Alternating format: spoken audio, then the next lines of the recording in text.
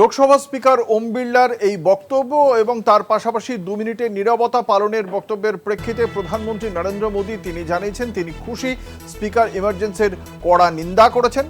Social মিডিয়াতে একটি post করেছেন তিনি, সেখানেই তিনি বলেন গণতন্ত্রের কণ্ঠরোধের বিষয়টি তুলে ধরেছেন স্পিকার। অত্যাচারিতদের জন্য নীরবতা পালন অসাধারণ উদ্যোগ। 50 বছর আগে জরুরি অবস্থা জারি হয়।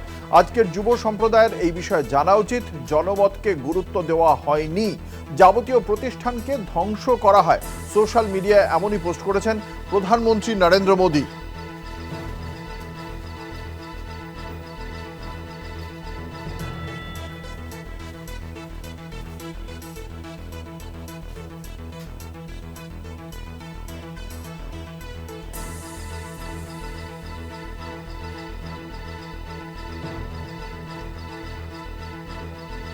আমাদের সঙ্গে রয়েছেন আমাদের পলিটিক্যাল এডিটর আশিস চট্টোপাধ্যায়। আশিস দা, যেটা আপনার কাছে জানতে চাইবো, আমরা দেখেছিলাম নির্বাচনী প্রচারের সময় একের পর এক বিজেপি প্রার্থী তারা পরবর্তীকালে সাংসদ হয়েছেন, তারা বলেছিলেন যে 400 পার করলে আমরা সংবিধান বদলে দেব, এবং তারপরেই জিতে আসার পরে ইন্ডিয়া জোটের পক্ষ থেকে সংবিধান হাতে নিয়েই তারা প্রতিবাদ কর্মসূচি পালন করেন রাহুল গান্ধীরা। সেটাকে রাজনৈতিক মোকাবিলা করতেই কি এই 50 বছর আগের এই জরুরি অবস্থাকে বারবার তুলে আনছেন কখনো মোদী কখনো ওম বিড়লা? দেখুন, আজ থেকে 50 বছর আগে 25-26 জুন মধ্যরাতে অভ্যন্তরীণ জরুরি অবস্থা জারি হয়েছিল। তখন গণতন্ত্রের দফা রফা হয়েছিল দেশে, সংবাদপত্রের স্বাধীনতা, বাক স্বাধীনতা কিছুই ছিল না। এবং এ বিষয়ে কোনো সন্দেহ নেই যে 1975 সালের সেই অভ্যন্তরীণ জরুরি অবস্থা জারি দেশের ইতিহাসে একটি কালো অধ্যায়। তার ফলশ্রুতিতে ইন্দিরা গান্ধী চূড়ান্ত বিপর্যয়ের মধ্যে গিয়ে পড়েছিলেন 77-এর নির্বাচনে, এসবই ঠিক।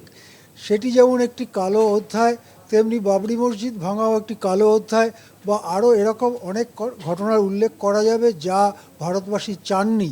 কিন্তু আজকে একজন অধ্যক্ষ যেখানে নির্বাচিত হয়ে প্রথম বক্তৃতা দিচ্ছেন, সেই বক্তৃতায় এইরকম একটি রাজনৈতিক বিষয়কে তুলে ধরে বিরোধীদের কোণঠাসা করবার যে উদ্যোগ তিনি নিলেন, যেটা শাসক এবং বিরোধীদের মধ্যে রাজনৈতিক চাপানুতর চলতে পারে, সেই কাজটি নিজের কাঁধে তুলে নিলেন ওম বিড়লা। সেটা কিন্তু আমাদের সংসদীয় রাজনীতির পক্ষে মোটেই একটা ভালো উদাহরণ তৈরি হলো না।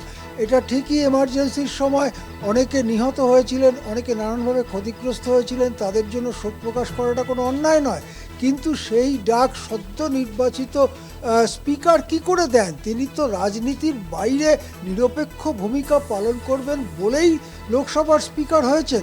স্বভাবতই জরুরি অবস্থা সম্পর্কে যে তিক্ত অভিজ্ঞতা ভারতবাসী রয়েছে তা বজায় রেখেও এবং সে কথা একটা ওয়ার্নিংয়ের মতো স্মরণে রেখেও একথা বলা যায়, আজ কিন্তু সময় ছিল না, আজ কিন্তু সেই অকেশন ছিল না যখন ওম বিড়লা এটি নিয়ে রাজনীতি করে 2 মিনিট নীরবতা পালন করবেন। সুতরাং এটা একটা ঐতিহ্যের দিক থেকে, একটা প্রেসিডেন্সের দিক থেকে ভালো ঘটনা হয়ে রইল না লোকসভায়।